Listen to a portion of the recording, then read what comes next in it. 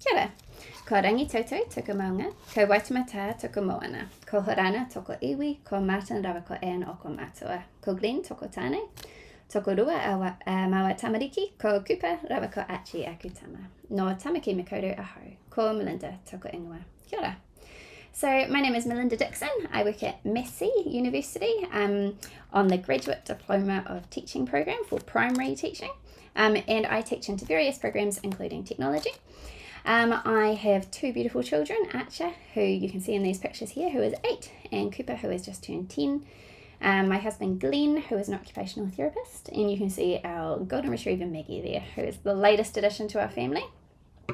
So this is a presentation that we, Kate, Rhodes and I, developed for the TENS conference that we were asked to record so that we could reach a wider audience. And it's titled Planning Your Next STEM Unit with a Focus on Computational Thinking. So Kate works at Waikato University. She lives in Tauranga.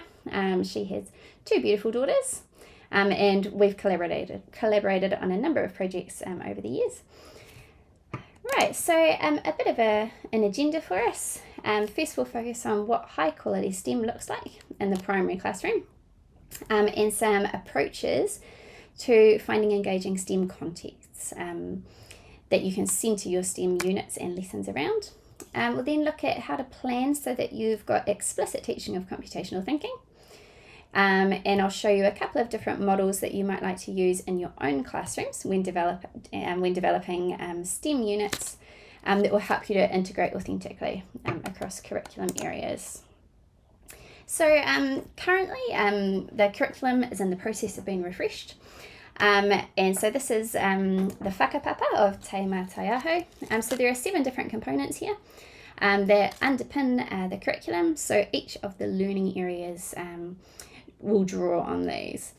So the one that is probably of the most relevance to this session today is down there in the left-hand corner. You should see a red arrow there, which is Mātaiaho. And this is depicted with this whakatoki, Mātairangaranga, te ahu tu, te ato pai. So weave the learning strands together. So you can imagine our 8 learning strands being woven together there to create really strong learning. So that's kind of the image that I'd like you to keep in mind when we're talking through connecting the STEM learning areas to develop high quality lessons in the primary classroom. So there's a lot of research around about the benefits of working within a connected curriculum. One of the really nice ones that I think applies well to STEM is reducing that hierarchy between learning areas. So often in the primary classroom, core learning areas such as maths and literacy are given priority over other areas like science and technology. And there are many reasons for that, but using an approach, a connected curriculum approach, means that you're integrating the curriculum areas, and so you're bringing in technology and science into your learning around maths. So you're integrating, which helps with a crowded curriculum. It's also been shown to break down barriers between learning in the classroom and learning outside of the classroom, which is ideal because we want to at the end of students' schooling, we want them to be able to go out into the real world and be able to solve problems in the real world rather than leaving learning inside the classroom. It's also been shown to increase motivation and engagement, which of course results in increased retention of learning. And it's worth noting at this point that throughout the slides I've got references, and at the end I have a slide with a reference list if you'd like to look at any of these readings further. Great. So STEM has been around for a while. Originally it was actually called SMET, which doesn't sound quite so cool. But there are now a whole lot of different acronyms that you may have heard of. So here are just a few. So STEM, which is what we're focusing on today, which is the integration of science, technology, engineering, and mathematics. Then you've got STEAM, with the A, so you're bringing in the arts there, whether that's sound arts, which is music, visual arts, drama, or dance. STREAM, so bringing in reading, so a connection to literacy.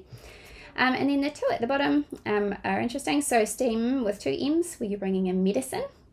And then again, STEAM, where you're bringing in mātauranga Māori and embedding Te Ao Māori within your learning context of STEM. Great. So a video that I like to show my students, it's created by Monash University, where they got a whole lot of experts in STEM, including classroom teachers as well as university experts, to answer some questions around STEM. So the one that I'll show you briefly, these educators are asked to describe STEM in 20 seconds. And if you would like to watch more of these videos, the link is there for you, and in my last slide at the end also.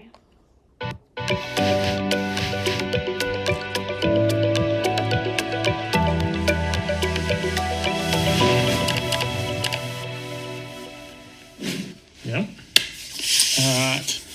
Can you explain STEM education in 20 seconds?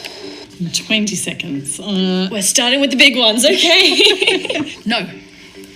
It's too complicated. Quality STEM education is about quality teaching and quality learning. STEM education is like different sets of lenses on science, technology, engineering and mathematics. And applying it deeply to other scenarios and problem solving authentic problems about our world. Shifting the perceptions of what engineering and what science, technology and maths is. In useful and relevant and meaningful ways. Is that 20?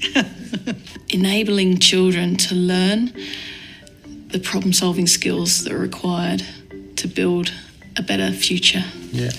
What she said. Good answer. I like that. Your turn. Now, isn't STEM just what teachers have always done? Great. So if you'd like to watch the rest of those questions, as I said, you can go to that site. So one of the things I like about the definitions that are given there is it's because it's applying learning to real life situations. So you're applying learning in maths, science, technology to the real world around you in a useful way to solve problems. So when I first began learning more about STEM, one of the things I was a bit uncertain about was what that E stands for. Obviously, whether you have a curriculum that includes science, technology and mathematics as standalone areas in their own rights, and we know a lot about those, but how on earth do we teach engineering, especially to young students? That was the question that I asked when I first heard about STEM. So in doing a bit of research about what engineering looks like and how this can be taught and done justice to within STEM learning, I found these definitions that I have found really useful. So the top one, the interdisciplinary glue between science, technology and mathematics. So it's that process of applying them that kind of holds it all together. And you can see here on the right, I've included the engineering design process. And there are some crossovers here between similar ones that might be used in technology, where you define your problem, do some research, prototype and test. But when you're doing that, using the engineering design process, you'd be thinking, okay, how can I draw mathematics learning and science learning and technology learning to solve this particular problem? The other thing that I also really liked when I was doing some research around engineering, especially in the junior classroom, I was learning about the engineering practices. So these include the following: systems thinking, creativity, making and doing, critical thinking, and optimism. That's my favourite one. So encouraging students to think there's a problem there, but I can solve that, or I can apply my learning to find a solution that will work. Collaboration, communication, and attention to ethics. And that last one, attention to ethics, is one of the components that has been a focus of the revised technology curriculum also. So thinking about who's going to be using your final product. Will this solution work for everybody? Will everyone have access? Will this work for a wider range of people? Great. So hopefully that kind of helps you to kind of picture what engineering can look like in the primary classroom. So within education, and actually within toy shops and education retailers, there are a lot of products out there that have the logo STEM on them, or advertise themselves as STEM products. And many of these are absolutely fantastic. So please don't think that if I've got an image up here, I'm saying it's not a great example of a STEM product. I'm just highlighting the point that lots of things at the moment, it's a bit of a buzzword, so lots of things are claiming to be STEM resources. And so as educators, we need to be a bit critical when we are looking at these to work out is this a high quality STEM lesson or a high quality STEM activity? Or is there some way that I could tweak this lesson or modify this activity so that it really does push that science, technology and mathematics learning, so that it really does push that problem solving for my students? So again, when I've looked into this, I found a great list of specifications that a researcher called Jolly has put out. And so here's the list here. So Jolly proposes that you'd use this a bit like a checklist, so that when you're looking at a lesson or a resource, you'd go through these 11 points and think, does it have these, does it have this attribute? And if not, how could I change this learning experience? So obviously you can read these for yourselves as I'm talking, but some of the things that really stand out that I personally have found some STEM resources and activities might be missing. Number 3 in particular. So does this activity allow for multiple creative solutions to the problem? So is there just one thing that you're being shown how to create, much like when you're making, when you're following instructions to create a Lego creation or something along those lines? Or are you allowed some creative flexibility where you're thinking about different ways to solve problems so that each student might come up with a different solution?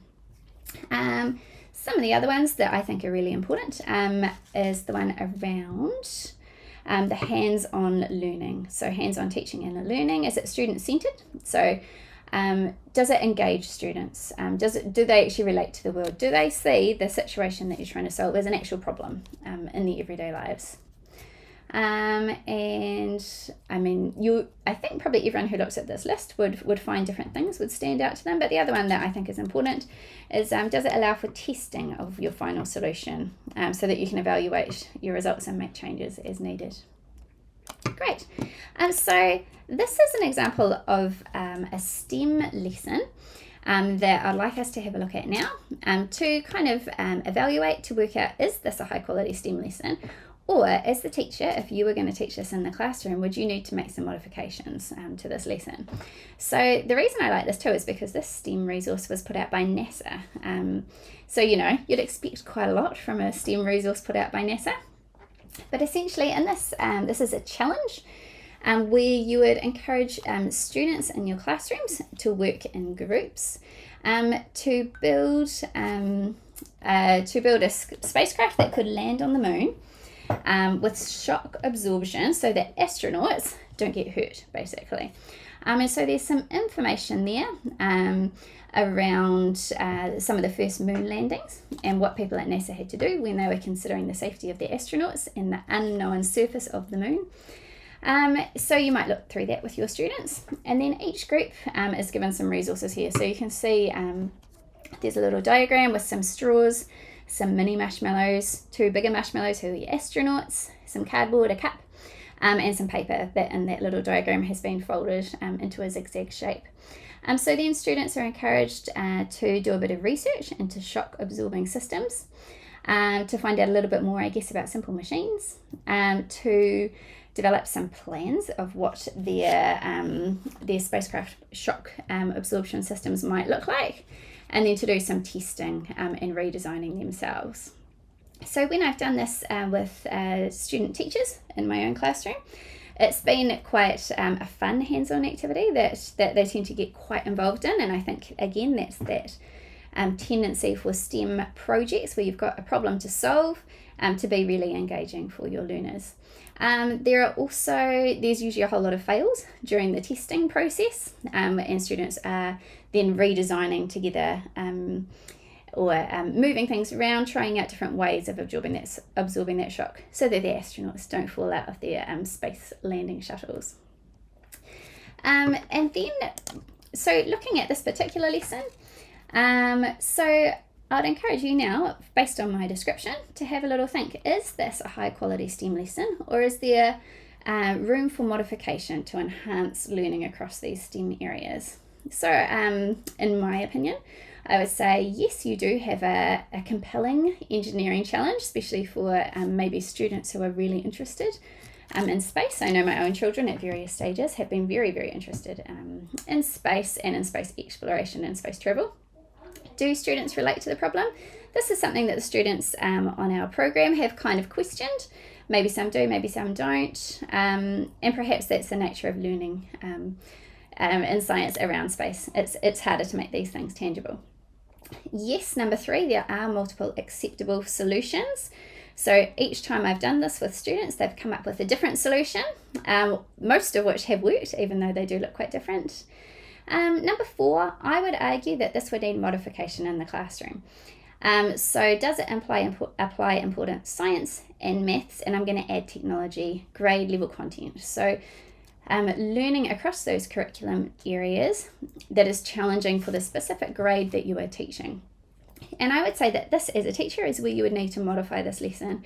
So you might need to think, okay, well, what maths learning is there within this lesson? And so part of the project, they are encouraged to drop their space shuttle from a certain height. So perhaps there's potential there for some measurement.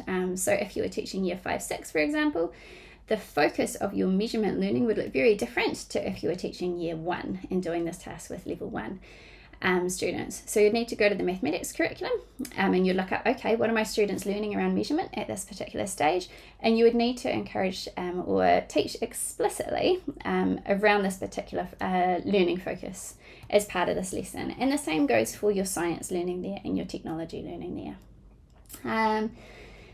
I won't go through all of these because I am mindful of time, but a lot of these also depend on the teaching. So yes, they were working in teams, and as a teacher, maybe you would need to talk about what teamwork looks like, how to include everyone, how to make sure everyone is a part of the discussion or contributing their solutions and those types of things. Great. Okay, so moving on. The next thing that I have found to be really helpful when thinking about teaching high quality STEM lessons is that juggle between finding a really interesting context or problem or situation to investigate, as well as then balancing out, okay, I found this, but I need to make sure that the content that I'm teaching is really challenging and strong. So I quite like this quote. So planning in an integrated or connected way requires teachers to be intentional and specific, with consideration given to both content and context. So I'll talk you through a couple of ways that I have found useful to find strong context that engage learners. And then we'll have a little look at how to plan for strong content across the areas of STEM.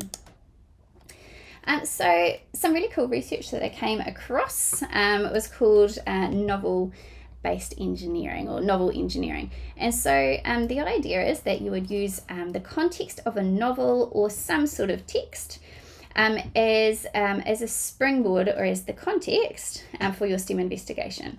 So the example that was given in this research study, and you can see the picture there on the bottom right, was of Danny, the champion of the world. So some of you will be familiar with this text by Rhodes. So you would encourage your students to look for problems within the story that they could solve. And in discussing these problems, obviously they're drawing on examples from the text. They might refer back to certain points or argue about certain parts of the plot. So you're encouraging stronger understanding, comprehension, and literacy also. Once they have identified a problem, you might then encourage them to come up with various solutions for this problem. You'd also encourage them to use characters as your clients, so the people that you are, or creatures if you're doing one like the pigeon driving the bus there. So thinking about who are you solving this problem for? What are their needs? What solutions might work best for them that you think they would like? And again, that encourages deeper understanding and comprehension of characters within your texts. Another interesting detail that I quite liked within this example was that your solutions could only include materials or things that were available within that text too. So in Danny, the champion of the world, the example was, I believe, and I hope I've got this right, at one stage the father gets stuck in a pit, and so the problem that they were trying to solve was how to get the father out of the pit. And they could only use materials that would be found in the father's garage. So they were constrained by the text in terms of the solutions that they might come up with. So there are all sorts of ideas there, but I felt that this would be quite a nice springboard, especially for junior students, because it keeps your STEM lessons, the context there, manageable. Everyone has the same shared understanding of the text that you've explored, and you as the teacher could really guide students through that inquiry process, drawing on the different areas of STEM as you go. Another really nice thing to be aware of when you're thinking about context for STEM is embracing the culturally relevant connections within your classrooms. And this, again, I felt really strongly, TKI have put out a series of videos here, and these are just the posters for them, but I encourage you to have a look at these because there are some short videos that show, so this one, for example, We Were Technologists, they show examples of incredible technology within various cultures. Or examples of science being used within various cultures, engineering and mathematics, etc. And this is really great because it really challenges that narrative that some children unconsciously feel that maybe they can't be good at maths because all mathematicians are white old men. So you're really challenging the stereotypes of who can and who can't succeed within STEM education. And there's a nice quote here too by Powell. So the cultural reality of the students should not be thought of as an additive factor, but rather utilised as a means to make all content more accessible. So perhaps this might look like making connections with whānau or families within your community and asking them for examples of technology or science being used that they know of, or getting them to come in and show things from home to bring the culture of the students into the classroom. Great. So now shifting a little bit here, we're looking at computational thinking. So this is an area that my colleague Kate is really interested in particular, and you might like to have a watch of her recording of the session that we developed together, which is around computational thinking and how to use this in the classroom and at primary level. So I'll just kind of touch on a few points from this. So some of the examples here are that computational thinking is learning to think like a computer scientist. So this was from Wing, who was probably some of the earlier research around computer science and computational thinking. One of the important things to know, though, when you are talking about computational thinking, that it's developing solutions to problems so that computers can solve these particular problems. But it's about the mental thinking or the human problem solving, rather than only being around use of computers. So it is possible, of course, to teach computational thinking without devices. And in the New Zealand curriculum, at earlier levels, computational thinking is encouraged without devices, so in non-computerized context. Now, there are various definitions as well of what these actual skills are that we're wanting our students to develop when we are engaging in computational thinking or helping them to solve problems that involve computational thinking. So the ones that I'm going to show you today are shown here. So decomposition, which is teaching students how to break big problems into smaller problems so that they can approach these in a more manageable way. So the example here, this looks like an ice cream sundae, I guess, but if you were baking a cake, for example, you might say, okay, well, first I'm going to put all the dry ingredients together. I'll do that bit, and then I'll read the instructions again, and then I'll worry about making the icing, and then I'll worry about putting it all together at the end. So you're breaking down a big task into smaller, more manageable tasks. Pattern recognition. So you're looking for patterns or similarities that could help you to solve a problem in a more efficient way. And this might even be thinking, oh, last time when I was faced with a similar problem, this is what I did. I wonder if this will work again this time. Or in the case of developing an algorithm, maybe it's by adding a loop. So going, oh, I have to do this 3 times. I found a pattern, so I'll put in a loop saying, do this 3 times. Right, abstraction. So we're teaching students to remove things that aren't relevant to solving the problem. And children might be very good at this already. So in the context of baking a cake, you might teach them, it doesn't really matter if you make the icing first or the cake first. That's not the important part. The important part is this, that you actually follow this process of making the cake. making your icing and then putting them together. And then an algorithm, this is probably what most people would think about, I would say, when they're imagining computational thinking. So that's your series of instructions that you are making for someone else to follow to get the same outcome. So this could be anything really, and often people are engaging in computational thinking in their everyday lives without realizing it. So some examples, that you might give.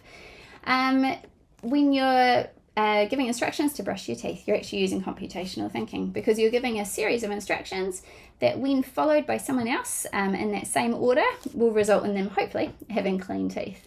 Another example would be directions. So when you're driving a certain distance, you might get your directions, and you might use decomposition here, because you might say, okay, well, first I'm going to get to the harbour bridge.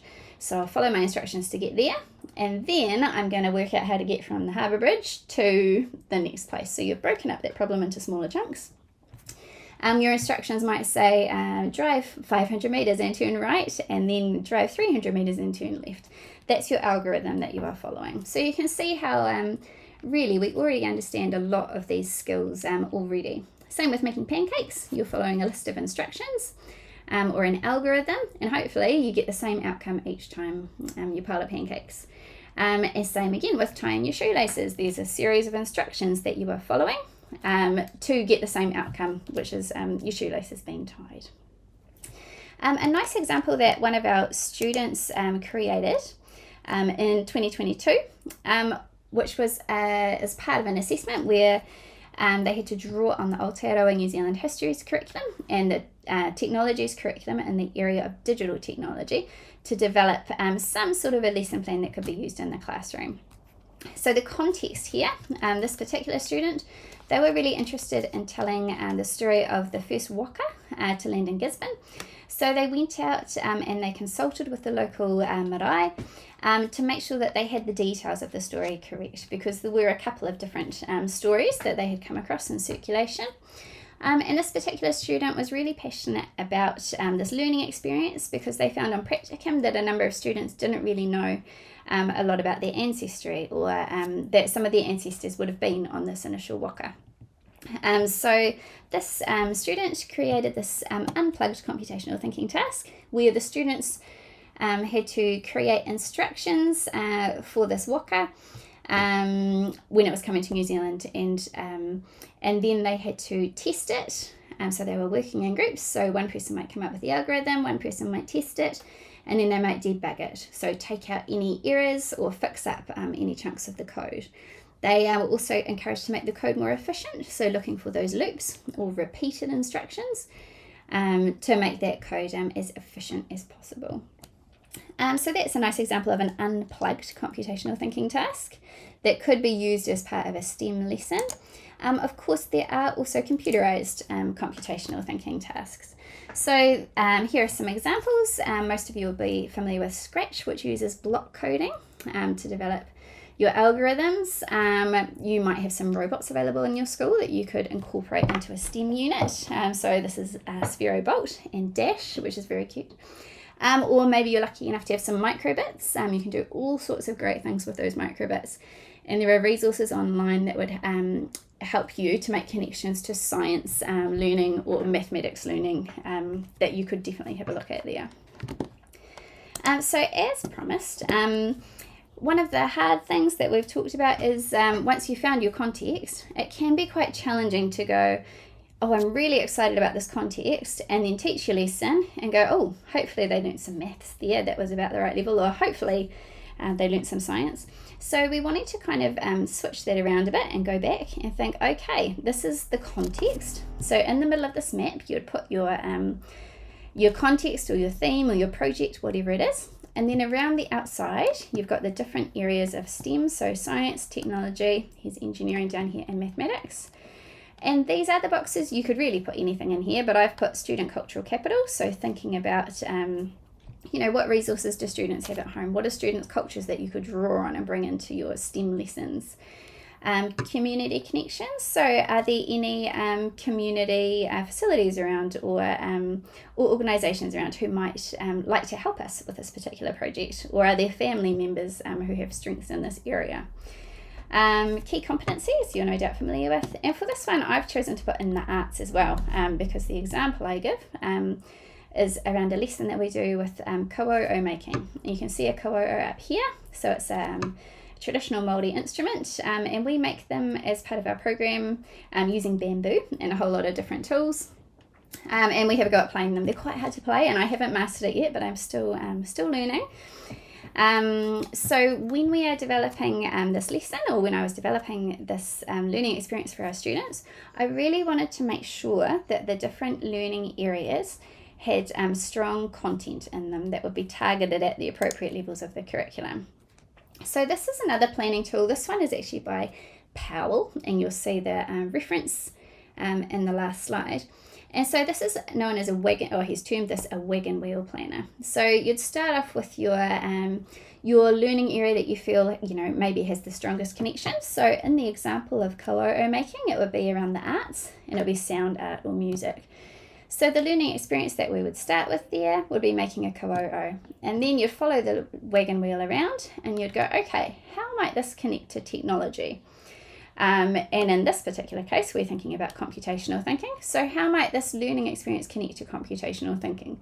Oh, maybe my students could develop instructions for making a ko'o'o, or maybe they could use makey-makeys to create some sort of a sound performance where they record the different notes on their ko'o'o and then play them back in some sort of a performance. And then you'd go, okay, cool, so I've got my connection to technology. Now I'm going to think, how can I connect this learning experience to science? So in our particular lesson, we downloaded an app that measured pitch and amplitude. And then we looked at the different sounds that the materials made. So the ko'o'o are made out of bamboo. So we looked at, okay, well, how might that sound be different if we used a flute that's made out of metal or another object, for example. And we looked at how the pitch and the amplitude varied there. And then from there, how could we connect this to mathematics?